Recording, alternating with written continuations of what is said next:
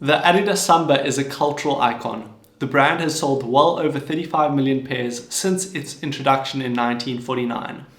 This makes it the brand's second most sold shoe of all time, only surpassed by the Stan Smith. It's also the brand's longest standing model in production. To fully understand the Adidas Samba, we need to go back to the year of its conception in 1949. This was the year Adidas founder Adi Dassler sought to design a football boot that gripped better on icy surfaces. Back then, football boots or soccer boots didn't grip into the grass grounds of frozen European football fields, so Dassler took it upon himself to design a boot that was both durable and grippy on frozen icy surfaces. He came out with a design with a kangaroo leather upper and a gum rubber sole. And this design had a flat outsole without studs or cleats. Dassler made the shoe, but it didn't have a name. But there was an upcoming Football World Cup in Brazil, so for good PR sake, Dassler decided to name it after a Brazilian dance and music genre, the samba. Back then, the samba appeared to be more of a hiking boot than the low-profile sneaker it is today. In 1954, a studded version of the samba helped Germany win the FIFA World Cup. But it wasn't until the 60s when the Samba underwent a redesign in close relation to the modern Samba we now know. This design suited indoor surfaces very well, and the shoe was shifted from the cold outdoors to an indoor football shoe. This timing aligned with the growth in popularity of five-a-side football, also known as futsal in Europe, and the Samba was the boot of choice for futsal due to its good traction on hard surfaces. With time, the Samba would evolve and slim down to the shoe I have right here. The iconic Samba color is a black upper with inverted white stripes with metallic gold Samba detailing. The shoe sports a gum rubber outsole which is mark-proof for indoor surfaces but evidently is highly durable and versatile on outdoor surfaces and doesn't get dirty too easily. At the upper we've got a suede T-toe design and a leather upper which is both durable and also keeps itself clean and fairly scuff-proof.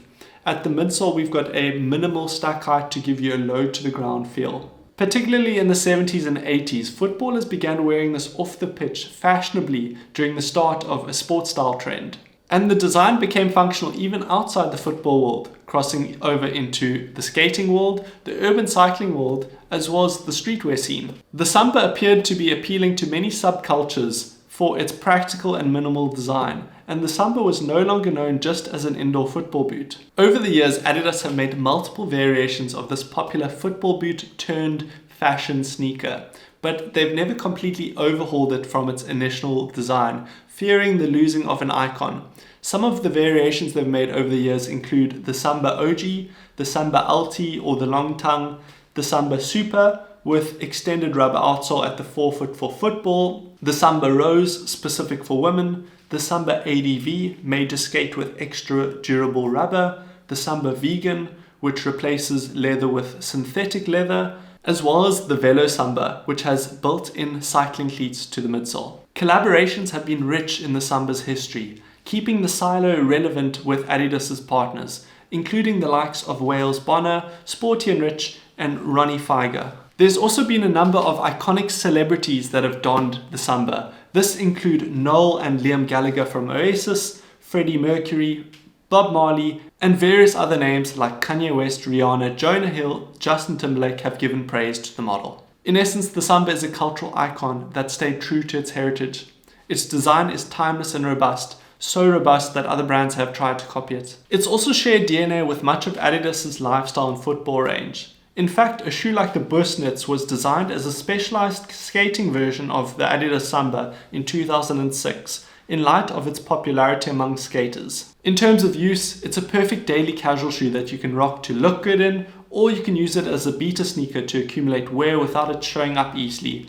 I've been super impressed with how naturally clean both the outsole and upper come up despite my daily wear in them. Its $100 price point makes it very accessible to a wide audience, especially considering it has a full leather upper. Just don't expect the fanciest leather upper out of this $100 sneaker.